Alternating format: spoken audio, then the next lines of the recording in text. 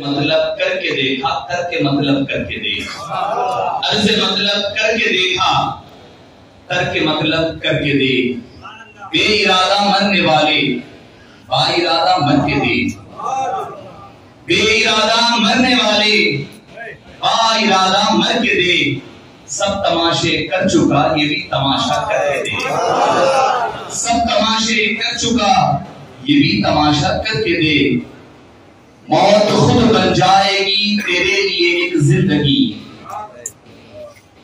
تصوف کا جو نچوڑ ہے نا وہ اس شعر میں پیش کیا گیا کہ موت خود بن جائے گی تیرے لیے ایک زندگی، زندگی پہ مرنے والے زندگی میں مر کے دے، زندگی پہ مرنے والے زندگی میں مر کے دے۔ کیا ہے کہ آ گیا کامل غم آخر تھا جو وقت انتظار، مرنے والے چین سے مر، مر کے اب جی بھر کے دے، مرنے والے چین سے مر، مر کے اب جی بھر کے دے۔ کیا کہ یار کی مرضی کے آگے یار کا دم بھر کے دے، کر کے عرض مطلب کر کے دیکھا، کر کے مطلب کر کے دے۔ کیا سب کو اپنا کرنے والے اس کو اپنا کر کے دے، ہم سب کو اپنا کرنے والے ہیں مگر اس کو جس کو اپنا کرنا ہے اس کو ہم اپنا نہیں کرتے۔ سب سے بڑا ہمارا مسئلہ یہی ہوتا ہے۔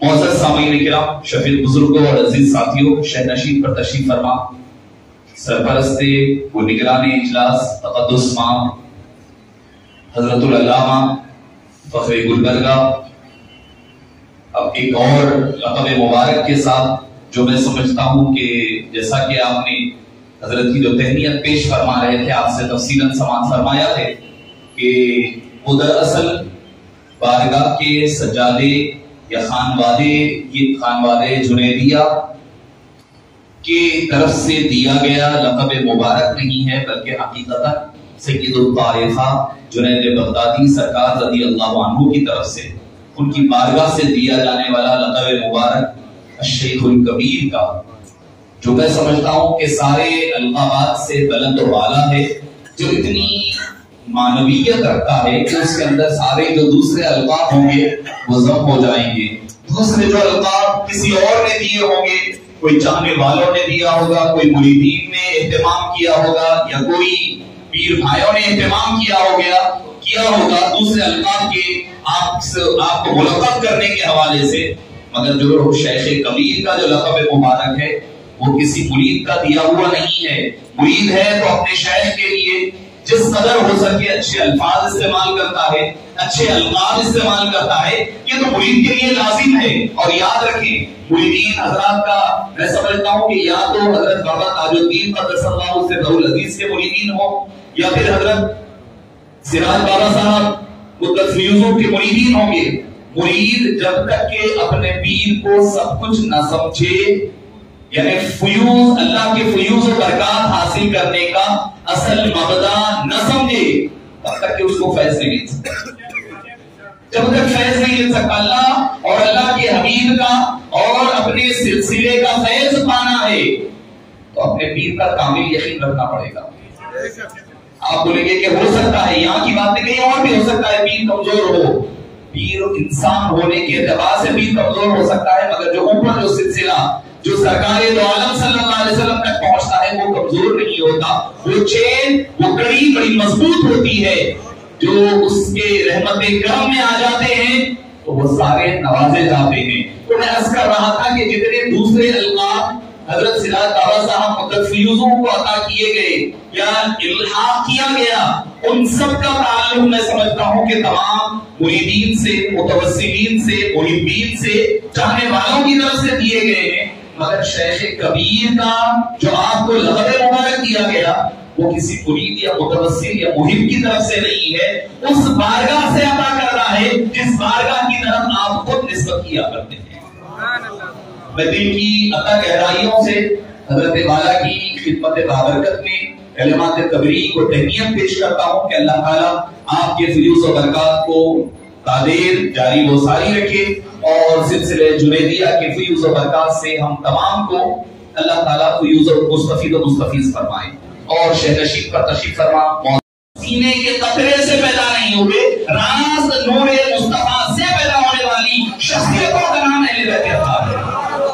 اہل بیت کوئی نور کے قطروں سے پیدا ہونے والی ذات کا نام نہیں ہے، نور مصطفیٰ سے پیدا ہونے والے ہیں۔ اسی لیے فرمایا علی اور میں ایک نور سے فرمایا، لحموں کا لحمی جسموں کا جسمی فرمایا۔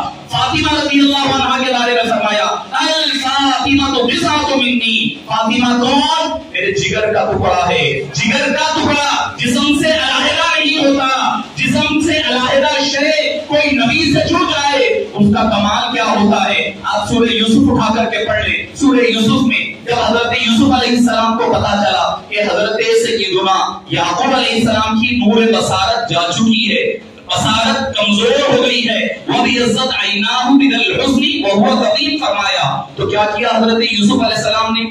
آج نوجوان لوگ بچے ہیں، میں کہنا چاہوں گا کہ آج یہ ذہن دیا جاتا ہے کیا کوئی پریشانی آ جائے، مصیبت آ جائے، اللہ کو پکارو، اور یہ اللہ کے درباروں پہ کیوں جاتے ہو؟ کیا ملتا ہے وہاں؟ کیا ملنے والا ہے؟ اللہ سے دعا کرو، اللہ سے راز مانگو، کہیں ادھر ادھر جانے کی ضرورت نہیں ہے۔ ادھر ادھر کیوں جاتے ہو؟ کیوں کسی کا وسیلہ لیتے ہو؟ کیوں کسی سے منسلک ہوتے ہو؟ راز اللہ کو پکارو، اللہ سننے والا ہے۔ میں عرض کرنا چاہتا ہوں حضرت یوسف علیہ السلام کو جب پتا چلا، علماء کرام کی یہاں پر قافلہ جلوہ افروز ہے، آپ علماء کرام سے پوچھ سکتے ہیں، سورہ یوسف اٹھا لیں، سورہ یوسف میں اللہ تعالیٰ نے کہیں پر یہ نہیں فرمایا، کوئی ضعیف سے ضعیف روایت بھی نہیں ملتی کہ جب پتا چلا یعقوب علیہ السلام کی آنکھوں کا نور چلا گیا تو حضرت یوسف نے کہا کہ لاؤ مسلح، میں نماز پڑھتا ہوں، دعا کرتا ہوں، اللہ کو پکارتا ہوں۔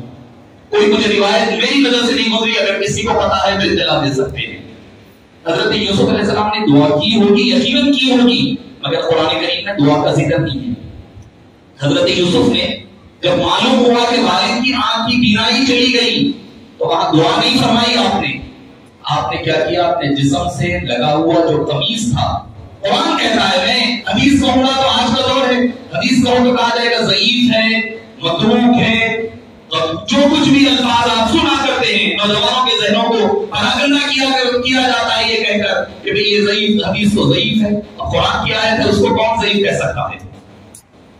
13واں پارہ ہے، آپ اٹھا کر دیکھ سکتے ہیں، سورہ یوسف ہے، فرمایا اذهبوا بقمیصی ھذا فالقوه علی وجه ابی یأتی بصیرا، میرا قمیص لے جاؤ، میرا یہ قمیص لے جاؤ، اذهبوا بقمیصی ھذا، یہ میرا قمیص لے جاؤ، فالقوه علی وجه ابی، میرے والد کے چہرے پر ڈال دو، یأتی بصیرا، کی بصارت لوٹ آئے گی۔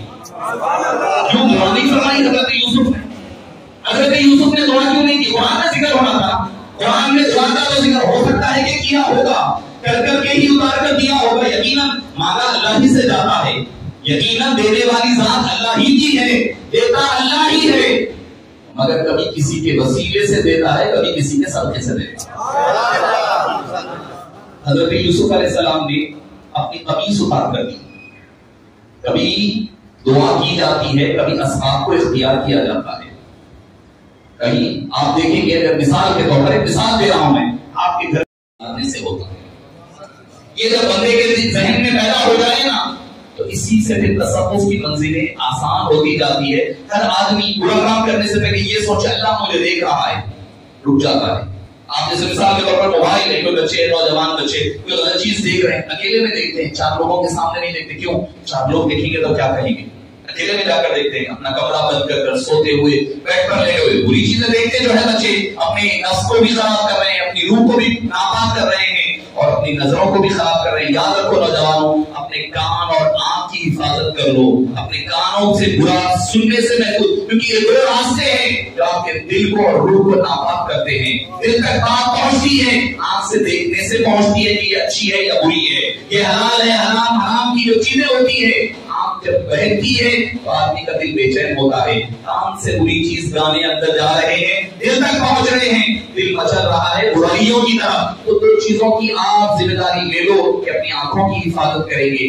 اور یہ میں کوئی عجیب الگ بات نہیں، یہ تعلیمات صوفیہ کا لٹروا بتا رہا ہوں میں، صوفیہ کرام نے یہی تو کیا کہ نظر برقرم اپنی نظریں قدم پر رکھا کرو. نظریں اٹھا کر ظاہر میں کمانا یہ ہے کہ اپنی قدم پر نظر رکھا کرو, نظریں نیچی رہا کرو. کیوں؟ مطلب یہ کہ خالی نظریں نیچی رکھنا شریعت کی پاسداری کے لیے ہے. شریعت کا حکم ہے اپنی آنکھوں کو بہلایا مت کرو, برے چیزوں کو دیکھا مت کرو. خواتین ہے اپنی نظروں کی غض و بصارت کو فرمایا گیا کہ اپنی نظروں کو نیچے رکھو, حفاظت کیا کرو. پھر دوسرا معنی یہ ہے کہ اپنا قدم کدھر بہک رہا ہے ذرا اس پر بھی تو نظر رکھو. نظر بچا لیے مگر ایسا نہ ہو کہ قدم لڑکھڑا جائے, اس قدم کو بھی بچانا. یہ صوفیہ کرام کی تعلیمات کا لب لباب ملتا ہے. معزز سامعین کرام, امام علی مقام امام حسین نے جو کربلا کے سارے واقعات ہوئے ہیں شروع سے لے کر آخر تک, چاہے اپنے نوجوان شہزادے کو لٹایا ہو, اپنے گھر بار کے بچوں کو, بڑوں کو, سب کو لٹایا ہو, علی اصغر کی شہادت, علی اکبر, سب کچھ ہے. یہ کیا ہے؟ یہ فنا کی آخری انتہائی منزل ہے. فنا جو صوفیہ کرام فرماتے ہیں تعلیمات, فنا یہ فنا کی انتہا ہے. ہم تو فنا کی منزلیں طے کرتے ہیں اپنے نفس کو مار کر, نفس پر قابو پا کر, خواہشات کو ختم کر کر. امام علی مقام نے کہا کیونکہ امام علی مقام کا مقام ہے, ان کی اپنی ذات ہے, ان کی اپنا مقام و مرتبہ ہے. ارے عام لوگوں کے ساتھ ان کا کمپیریشن کیسے ہو سکتا ہے؟ بڑا افسوس ہوتا ہے لوگ جو ہے لا کر امام حسین کو یزید ولید کے ساتھ کبھی ملا دیتے ہیں, کبھی کچھ بنتے ہیں. ارے معزز سامعین کرام, دوسرے جو حضرات تھے انہوں نے اپنے والدین کی انگلیاں پکڑ کر چلنا سیکھا تھا. امام حسین نے حضرت سید الانبیاء والمرسلین کی انگلی پکڑ کر چلنا سیکھا تھا. کوئی اور نے اپنے والد کی گھٹی کھا کر کے, پہنی کھا کر کے دنیا میں تشریف لائے, مگر حسنین کریمین کو آقا کریم نے اپنی زبان جسا کر کے حبیب پاک نے ان کی تحقیق فرمائی ہے. کبھی پریشانی کے بوسے دیے, کبھی آنکھوں کے بوسے دیے, کبھی ہونٹوں کو چوما, کبھی ان کی گردنوں کو چوما, کبھی ان کے قدموں کو اپنے سینے پر رکھنے دیا, کبھی سجدے میں چلے گئے تو ان کی پشت پر چڑھ گئے, کبھی ممبر پر لڑکنے لگے. آقا کریم ممبر سے اتر کر کے جا کر کے ان کو اٹھا کر کے لایا. ان کے فضائل کون بیان کر سکتا ہے؟ ان کے مقام و مرتبہ کا عالم ہم اندازہ نہیں لگا سکتے. کسی نے کیا خوب کہا ہے, آج بھی بنتے ہیں لوگ آج بھی بنتے یزید بنتے ہیں, لوگ آج بھی کوشش سے, حسین خود نہیں بنتے خدا بناتا ہے. آج بھی انسان کوشش سے سب بن سکتے ہیں مگر حسین ابن علی نہیں بن سکتا. اور آپ کو اور ایک میں حیرت کی بات بتاؤں کہ اگر آپ دیکھیں گے دنیا میں کسی نے خدائی کا دعویٰ کیا, کسی نے کہا کہ خدا ہوں, اگر آپ کو بلا لا, فرعون نے کہا, نمرود نے کہا, فرعون نے دعویٰ کیا کہ میں خدا ہوں. آپ کو پتا ہے فرعون نے خدائی کا دعویٰ کیا. اور ایک بات, اللہ کی قدرت دیکھیے, اللہ عز و جل کی قدرت دیکھیے, جتنے لوگوں نے خدائی کے دعوے کیے نا اللہ تعالیٰ ان کو بے اولاد رکھا. سبحان اللہ. جتنے خدائی کے دعوے کیے, نمرود کو اٹھا لیں, فرعون کو اٹھا لیں, چاہے اس دور کے فرعون تھے تو بھی بے اولاد رکھا تھا. آج کے بھی دور کے اگر کوئی نمرود و فرعون ہے تو بھی بے اولاد ہے. اللہ تعالیٰ بتانا چاہتا ہے کہ طاقت کس کے ہاتھ میں ہے. ڈھیل ہے تو یہ مت سمجھو وقت دیا ہوا ہے تو اترانے کی ضرورت نہیں ہے. جس لمحہ ڈوری کھینچی جائے گی تو جیسا حال فرعون کا ہوا تھا, جیسا حال نمرود و شداد کا ہوا تھا, وقت نہیں لگے گی تمہیں تمہارے قدم اکھڑنے میں. اللہ کے غضب سے اور اپنی گرفت سے پناہ مانگتے رہو. تو بتاتا ہے اللہ تعالیٰ تم اپنی خدائی کا دعویٰ ضرور کر رہے ہو مگر اتنے مجبور ہو کہ اپنے گھر میں ایک اولاد تم پیدا نہیں کر سکتے, اتنے مجبور ہو, بے بس ہو, اتنے بے بس ہو, مجبور ہو. تو فرعون نے خدائی کا دعویٰ کیا. کسی نے نبی ہونے کا بھی جھوٹے دعوے, تو سارے جھوٹے دعوے. فرعون کے بارے میں تفسیر عزیزی نے لکھا ہے کہ دن بھر وہ خدائی کا دعویٰ کرتا, رات میں بیٹھ کر اللہ سے دعا کرتا, اے اللہ میں دعویٰ کر لیا, تو میری لاج رکھ. لاج تو اسی نے رکھنا ہے نا, لاج تو اسی نے رکھنی ہے. اور پھر تفسیر نعیمی میں ایک اور بات آئی ہے, اللہ تعالیٰ چاہتا تو اس کو اس کے محل میں ختم کر سکتا تھا, اپنے محل میں مار سکتا تھا, مگر اس کو محل میں نہیں مارا, باہر نکالا گیا, پانی میں ڈبایا گیا. کیوں؟ کیونکہ اس نے اپنے محل کے بسم اللہ الرحمن الرحیم کے فضائل میں لکھا ہے کہ اپنے محل کے ٹاپ حصے میں اس نے بسم اللہ الرحمن الرحیم لکھا لیا تھا چھپا کے. اللہ نے فرمایا جہاں میرا نام رحمان الرحیم ہو وہاں پر عذاب کیسے نازل کروں, لہذا اس کو باہر نکلوایا, باہر اس کو پانی میں ڈبوایا گیا. ارے ہم سے تو اچھا وہ ایک کافر فرعون تھا, اس نے اللہ کی رحمانیت اور رحیمیت پر یقین کرتے ہوئے لکھوایا تھا, اس سے فیض پا رہا تھا. اور ہم ہے بسم اللہ الرحمن سے آغاز سے پہلے نہ بسم اللہ ہے, نہ کچھ ہے, نہ کیا ہے, بس زندگی ہماری چلی جا رہی ہے. کدھر جا رہے ہیں ہم خود پتا نہیں ہے. زندگی ادھر چلی, ادھر تھپیڑے چلے, ادھر چلے گئے, اس کو وہ اچھا دکھ گیا, ادھر چلے گئے, اس سے سے متاثر یہ اچھا بولتا ہے، اچھا کہتا ہے، اس کے پیچھے چل پڑے، اس کو فالو کرنے لگے. ہمارے نوجوان بڑے سنی مسلمان بڑے بھولے بھالے ہوتے ہیں، کبھی اس کے پیچھے چلے کبھی اس کے پیچھے چلے. ارے یکدم گیر محکم گیر، یکدم گیر محکم گیر. ایک در کو پکڑو، مضبوطی سے پکڑو، ایسا پکڑو کہ زندگی بھر وہ رنگوں سے چھوٹنے نہ پائے. زندگی کے در کو اٹھا کر دیکھو، وہ در کو پکڑا، خدا کی عزت کی قسم زندگی میں کسی اور کی طرف پلٹ کر نہیں دیکھے. فاروق اعظم کو دیکھو، انہوں نے جس در مستقلی کو تھام لیا، پھر کوئی اور در کی طرف پلٹ کر نہیں دیکھا، ہر در کو اپنے در پر بنایا. کیوں؟ ان کے ہاتھ میں مصطفیٰ جان رحمت صلی اللہ علیہ وسلم کا در مل گیا تھا. وہ جو در کو پکڑ لیتا ہے، خدا کی عزت کی قسم وہ در اس کو بے در ہونے نہیں دیتا. وہ در ہر در کی لاج رکھتا ہے، جب تک کہ آپ ایک در کے ہو کر کے رہے. آج اس کی ہوا چلی اس کے پیچھے چلے، کل اس کی ہوا چلی اس کے پیچھے چلے. نہیں، ایک کو پکڑو، مضبوطی سے پکڑو، زندگی میں تھامے رہو، وہ در چھوٹنے نہ پائے. آپ نے کسی کو اپنا پیر مانا ہے، اس پیر کو مضبوطی کے ساتھ تھامو. آج یہاں ہے، نہیں کچھ فائدہ نہیں ہوا، کہیں اور چلے گئے، صبح مانگے شام مانگے، کبھی یاد رکھے کبھی آپ کو فائدہ فیض نہیں ملے گا. فیض ملنا ہے تو ایک ہی در سے ملنے والا ہے. اس در کو مضبوطی سے پکڑو، وہ در آپ کو دنیا میں بھی کام آئے گا، آخرت میں بھی کام آئے گا. معزز سامعین کرام، شفیق بزرگوں تو نبوت کا بھی جھوٹا دعویٰ نہیں کیا. مسلمان کرنے والوں نے برائی کا دعویٰ کیا، نبوت کے دعوے داروں نے نبوت کا دعویٰ کیا، مگر حسین ہونے کا دعویٰ کسی نے نہیں کیا. کیوں؟ کیونکہ حسین ہونے کے لیے سب کچھ لٹانا پڑتا ہے. آدمی خود لٹ تو سکتا ہے مگر سب لٹا نہیں سکتا. اور حسین رضی اللہ عنہ کی شہادت عظیم شہادت کیوں ہے؟ سب نے اپنی اپنی شہادتیں پیش کی. حضرت فاروق اعظم شہید ہوئے، حضرت عثمان غنی شہید ہوئے، حضرت علی کرم اللہ وجہہ الکریم شہید ہوئے، امام حسن شہید ہوئے رضوان اللہ علیہ اجمعین، حضرت جعفر طیار شہید ہوئے. ایسی بے شمار مثالیں، امیر حمزہ شہید ہوئے، کئی مثالیں دے سکتا ہوں میں. سب شہید ہوئے، سب نے اپنی جانوں کو پیش کیا. حسین نے اپنی جان پہلے پیش نہیں کی، پہلے 71 کو پیش کیا، بعد میں خود پیش ہوئے. اسی لیے حسین ابن علی رضی اللہ عنہ کی شہادت شہادت عظمیٰ ہے. کیوں؟ کیونکہ انہوں نے اپنا سب کچھ لٹا کر کے اللہ کی راہ میں خود کو پیش کروایا. تو معزز سامعین کرام، یہ ہوتی ہے فنا کی منزل. آن اللہ قربان، اولاد قربان. شکوہ و شکایت بھی نہیں ہے زبان پر. اے والیت آپ حدیث طیبہ، میں چونکہ وقت کی تنگی ہے اس لیے میں آپ کو تفصیل سے عرض کر رہا ہوں. آپ حدیث اٹھا کر پڑھیں. بچپنے کا واقعہ ہے، حبیب پاک کی گود میں ہے، پتہ چل گیا کہ بیٹا شہید ہونے والا ہے. کربلا کی مٹی آئی گئی، ترمذی شریف کی حدیث پاک ہے. حبیب پاک نے یہ دعا نہیں فرمائی، اے اللہ حسین کو شہید ہونے سے بچا لے، نہیں دعا فرمائی. آپ نے نہیں دیکھ سکتے، بیوی فاطمہ نے یہ نہیں کہا ہے ابا جان میرے حسین کو شہید ہونے سے بچنے کی دعا فرمائیے. نہیں، ارے وہ مقصد ہی وہی تھا ان کی زندگی کا. شہادت ہے مطلوب مقصود مومن، نہ مال غنیمت نہ کشور کشائی. ارے ان کا اس کا مزہ کیا ہوتا ہے تو وہی جانتا ہے جو لذت پاتا ہے. جو اس کو پتا نہ چلے اس مزے کا، اس کو پتا ہی کیا ہے کہ یہ چیز کیا ہوتی ہے. حدیث پاک میں آتا ہے شہید ہوتا ہے، اللہ کی بارگاہ میں عرض کرتا ہے باری تعالیٰ مجھے پھر سے زندگی دے، پھر سے جاؤں گا، پھر لڑوں گا، پھر شہید ہوں گا، پھر تیری بارگاہ میں آؤں گا، پھر جان لے کر جاؤں گا، پھر لڑوں گا، پھر شہید ہوں گا. وہ مرتبہ کیا وہ جو مرتبہ تھا حسین کا، نہ تو ویر ہے نہ شرید ہے، کہا دیکھ آئینہ تیغ کا مجھے حسن یار کی ویر ہے. جو لہو گلے سے کٹا کہا عاشقوں کی یہ عید ہے. جو مثال سجدے میں سر کرے وہ امام ہے، وہ شہید ہے. معزز سامعین کرام، یہ مقام و مرتبہ حضرت امام حسین رضی اللہ عنہ ارضاہ کا ہے. تو یہ فنا کی انتہا منزل ہے. فنا کی انتہا ہے کیا؟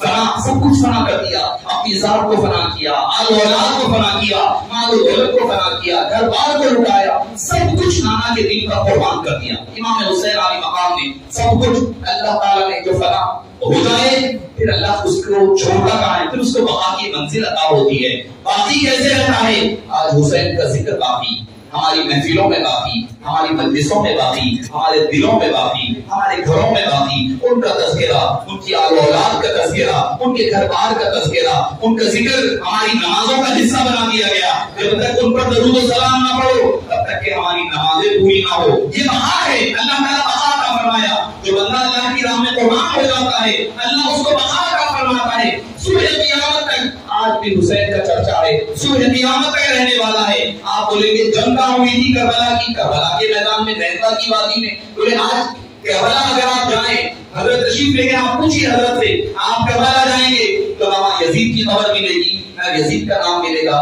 نہ شمر ملے گا، نہ ذوالفقار جوشن ملے گا، نہ ابن زیاد ملے گا، نہ عمر ابن سعد ملے گا، نہ عبداللہ بن عمر ملے گا، کوئی نہیں ملے گا۔ آپ پوچھیں گے کہ کربلا میں جنگ ہوئی ہے، سب ہار گئے، سب جنگ ختم ہو گئی، یزید جنگ جیت گیا ہے، 22,000 کا لشکر، کتنے 72 لوگوں کے سامنے، میں سمجھتا ہوں ایک کے خلاف کتنے ہوں گے آپ خود اندازہ لگائیے۔ میں نے ان کو پتا تھا کہ کون لوگ ہیں، کس سے مقابلہ ہو رہا ہے، جنگ ظاہراً جیتے ہوں گے، ظاہری طور پر جنگ جیتا ہے، مگر آج بھی کربلا میں جاؤ تو نام کس کا باقی ہے؟ حسین ابن علی کا باقی ہے، آج بھی باقی بقا ہے، وہ فنا کی یہ بقا ہے۔ اللہ نے ان کو بقا ایسی عطا فرمائی، صبح قیامت تک ہمارے ناموں کا حصہ حسین ہے۔ حسین ہمارے گھروں میں بچوں کے نام ہوتے ہیں، یزید کوئی نام نہیں رکھتا، الگ ربی نام ہے، صحابہ کے کئی پہلے ملتے ہیں ناموں میں، اسماء مبارکہ میں یزید نام ملتا ہے، مگر ایک یزید، ایک ایسی لوگ اگر کوئی کہتے تو یزید کی طرح کر رہے ہو تو ایک گالی تصور کی جاتی ہے، گالی کی طرح کر کے، کیوں؟ کیونکہ یہ بقا ہے، اللہ تعالیٰ اس کو بقا عطا فرماتا ہے، صبح قیامت تک اس کا نام باقی رہ جاتا ہے، اس کا کام بھی باقی، ان کا پیغام بھی باقی، صبح قیامت تک وہ باقی رہ جاتا ہے۔ یہی تصور صوفیہ کرام کی تعلیمات کا ہے، بندہ ایسا فنا ہو کہ اپنی ذات کو بھول جائے، اپنی شخصیت کو بھول جائے، سب کچھ فنا کر دے، تب بقا کی منزلیں حاصل ہوتی ہیں۔ شہر گلستان سرزمین ٹیپو سلطان دار السرور بنگلور میں تاج المشائخ حضرت شیخ شاہ محمد تاج الدین جنیدی رحمت اللہ علیہ کا دوسرا عرس شریف عظیم الشان پیمانے پر منایا گیا۔ بنگلور کے شیواجی نگر کی مسجد درگاہ حضرت کمبل پوش رحمت اللہ علیہ میں اجلاس و لنگر جنیدیہ کا بڑے پیمانے پر اہتمام کیا گیا۔ جانشین تاج المشائخ فخر گلبرگہ مولانا شاہ محمد افضل الدین جنیدی سراج بابا کی سرپرستی میں ہوئے اس اجلاس میں معروف عالم دین حافظ و قاری ڈاکٹر سید شاہ خلیل اللہ اویس بخاری نے عظمت اہل بیت اکرام و تعلیمات صوفیہ کے موضوع پر کلیدی خطبہ پیش کیا۔ مسجد حضرت کمبل پوش کے خطیب و امام مولانا غلام مختار قادری و دیگر علماء کرام عمائدین شہر اس تقریب میں جلوہ افروز تھے۔ بالخصوص جلوس محمدی کمیٹی کے نمائندگان سید محید الرحمان، افسر بیگ قادری، اعجاز احمد حسینی، کمبل پوش درگاہ کمیٹی کے جنرل سیکریٹری برکت حسین قادری و دیگر موجود رہے۔ اس موقع پر عبد الرحمن الجنیدی نے نظامت کے فرائض انجام دیے۔ قرائے کرام و نعت خواں حضرات اس محفل کے زینت بنے ہوئے تھے۔ اس تقریب کی ایک اور خاص بات یہ رہی کہ حال ہی میں فخر گلبرگہ شاہ محمد افضل الدین جنیدی سراج بابا کو بغداد شریف میں الشیخ الکبیر کے لقب سے نوازا گیا ہے۔ اس عظیم الشان لقب کے عطا ہونے پر انجمن قادریہ جنیدیہ چشتیہ شاخ بنگلور کی جانب سے شاہ محمد افضل الدین جنیدی سراج بابا کو خصوصی تہنیت پیش کی گئی۔